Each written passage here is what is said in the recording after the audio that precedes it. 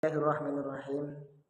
Ya'lamu annamal hayatud dunya la'ibun wa lahwun. Al-ayah sadaqallahul azim. Wa qala Rasulullah sallallahu alaihi wasallam, "Inna likulli ummatin fitnah wa fitnati ummati al-mal." Saudara-saudara yang dirahmati Allah dimanapun berada, banyak ayat-ayat yang Allah firmankan di dalam Al-Quran untuk mengingatkan bahwasannya kehidupan dunia ini adalah la'ibu walahun, yakni merupakan permainan dan senda gurau semata. Berbicara permainan, senda gurau tentu adalah dua hal yang tidak serius, dua hal yang hanya sebagai wasilah, dua hal yang memang sesuatu yang tidak harus dikejar dengan mati-matian. Pun demikian di dalam hadisnya Rasulullah SAW berfirman, sesungguhnya dari setiap umat itu akan ada fitnah, dan fitnah bagi umatku, yakni bagi umat Islam, adalah al-mal, yakni harta atau kekayaan.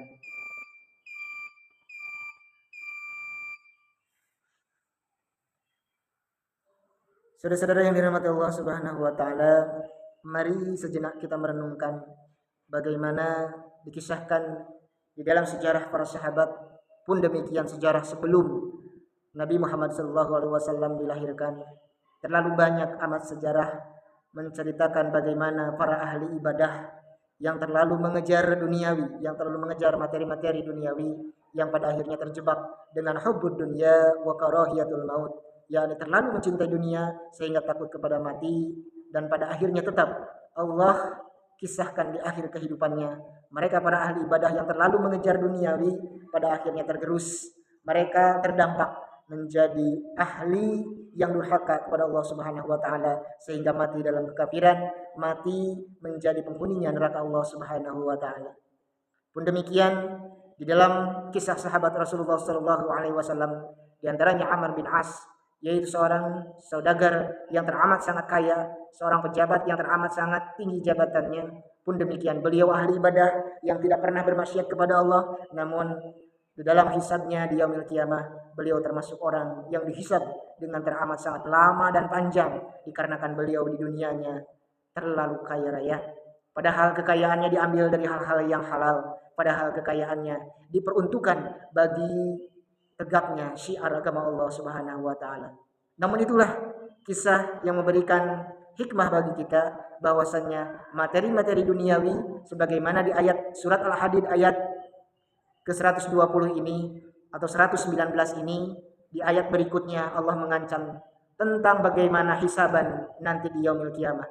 Sekecil apapun, seringan apapun materi yang kita miliki di duniawi, maka tetap itu akan dihisab dengan hisaban yang sesuai dengan takarannya. Apalah lagi di antara kita yang memiliki kekayaan, yang memiliki materi-materi duniawi dengan cara-cara yang tidak halal, dengan cara-cara zalim. Naudzubillah summa naudzubillah.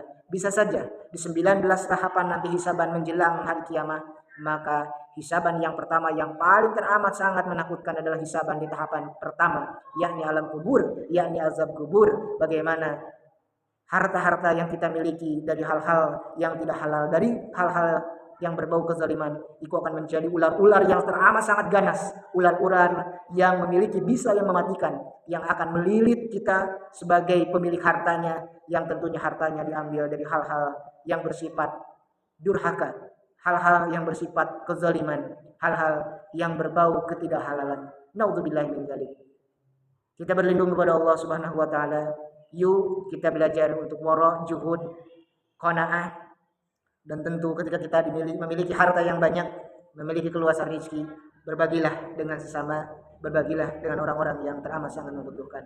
Sekali lagi, kasus Haman, kasus Qarun yang notabene adalah orang-orang ahli ibadah, mereka mati dalam kekafiran dan mereka termasuk golongan ahli neraka. Dikarenakan apa? Dikarenakan mereka terlalu teramat sangat mengejar materi-materi duniawi, mereka terlalu mengumpulkan berbagai macam harta yang kurang bermanfaat bagi kemaslahatan umat. Naudzubillahi min dzalik. Kita selagi-lagi berlindung kepada Allah Subhanahu wa taala untuk tetap dijadikan hambanya yang selalu bersyukur dan hambanya yang selalu menebarkan kebaikan-kebaikan kepada sesama kita. Insyaallah.